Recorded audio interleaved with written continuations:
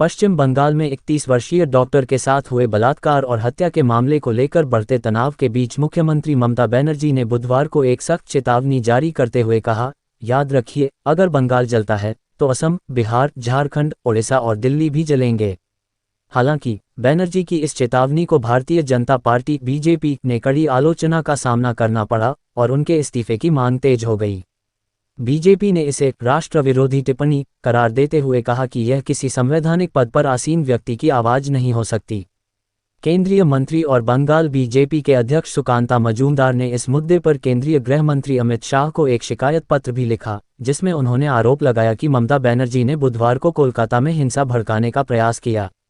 मजूमदार ने अपने पत्र में लिखा, आज कोलकाता में तृणमूल कांग्रेस की छात्र शाखा को संबोधित करते हुए ममता बनर्जी ने खुलेआम बदला लेने की राजनीति का समर्थन किया। मैंने कभी बदला नहीं लिया, लेकिन अब जो करना है करो, यह उनकी टिप्पणी है। ये राज्य के उच्चतम पद से प्रतिशोध की राजनीति का साफ साफ समर्थन है।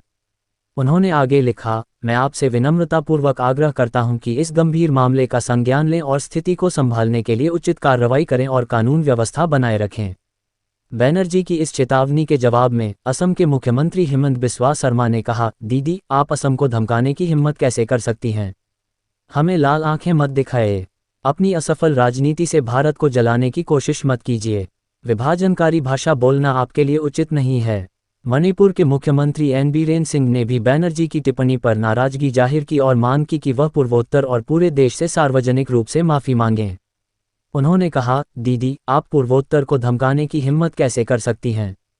मैं इस गैर जिम्मेदाराना टिप्पणी की कड़ी निंदा करता हूं। ममता जी को तुरंत हिंसा और नफरत फैलाने वाली राजनीति बंद करनी चाहिए। एक सार्वजनिक मंच पर हिंसा की धमकी देना एक राजनीतिक नेता के लिए अत्यधिक अनुचित है। ओडिशा के मुख्यमंत्री मोहन चरण मांझी ने भी बनर्जी की टिप्पणी की निंदा की और पूछा, आपको ओडिशा के बारे में ऐसी आपत्तिजनक टिप्पणी करने का अधिकार किसने दिया?